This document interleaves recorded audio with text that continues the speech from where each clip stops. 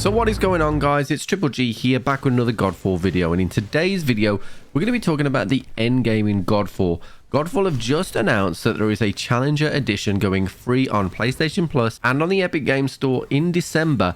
But what does that mean for a player that hasn't played Godfall before? Well, we're going to jump into the three main activities for Godfall today, what you need to do and what you should look out for when you're doing it. Guys, if you enjoy this video, please consider subscribing to the channel. Otherwise, let's get straight into it. So the first endgame activity I recommend you do is actually the Dreamstones. So the Challenger Edition will make you level 50 and give you a basic set of gear ready to go off and play some endgame.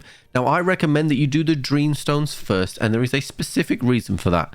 That reason is that each time you complete a Dreamstone, you will actually get more skill points for doing that. So even though you are at level 50, you are going to get more skill points, which will make you more powerful, which will make the whole process of doing the endgame a little bit easier. These Dreamstones also have a ton of loot associated to them, are pretty quick, and you can fly through these to grind those bosses to get more loot and make yourself more powerful. So to complete the Dreamstones, you will require to pay Electrum to enter, and then there will be some supplementary missions as well as the main mission.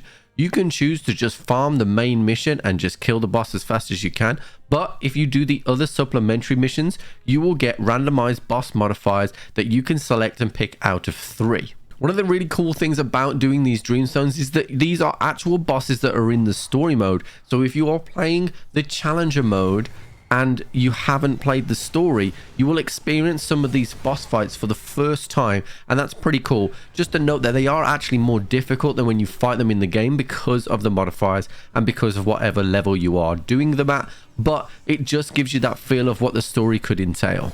Next up, let's talk about the Tower of Trials. Now, the Tower of Trials is probably my favorite activity. This was an activity that was around at launch, and it's something that if you've got a few hours to kill and you enjoy Godfall, the endless amount of enemies that you can kill and loot you can get is really, really rewarding. So essentially, the Towers of Trials is an elevator system. You go up every floor, and in every floor you will have to fight enemies, and there will be different types of enemies, different types of challenges for you to do. The faster that you kill these enemies and clear these rooms, the more keys you get. You then will be able to use these keys to open up certain chests along the way. Now, there are different objective room types. So there obviously is the elevator itself, which is the main central part. Then there is elevator mid bosses, a normal trial room, a mid boss trial, protect the zones, fight 3 zones of enemies, a boss trial, survival trial, and a time trial. So there is a large variation of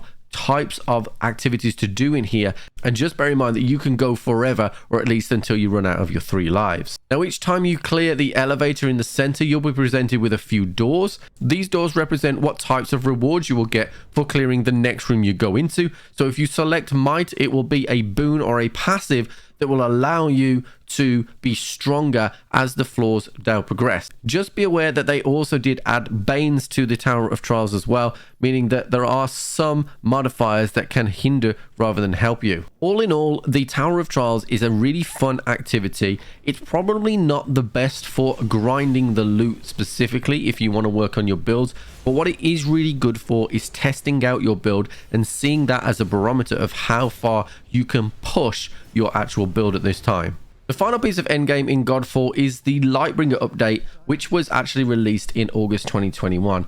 Lightbringer is a game mode for level 50 players to take on new challenges and collect a new type of loot, which is cursed items. So cursed items, as you've seen in one of my other videos, are items where they have negative effects, but if you do certain tasks, you can flip those negative effects into positive ones for you. You need to explore the darkness to defeat corrupted enemies and locate dark tears, manifestations of the heart of darkness in the realm that must be destroyed to release the sanctum's light that has been sealed away within. What this essentially means is you will go through and fight enemies. There will be kind of these totems around that you will need to defeat, and they will give you your light energy back, allowing you to stay alive. Stay in the darkness too long and you will start to take damage and eventually die, so you need to keep an eye out for these totems. You will then need to escort the sanctum's light back to the amplifier, which is a powerful weapon to fight against the darkness.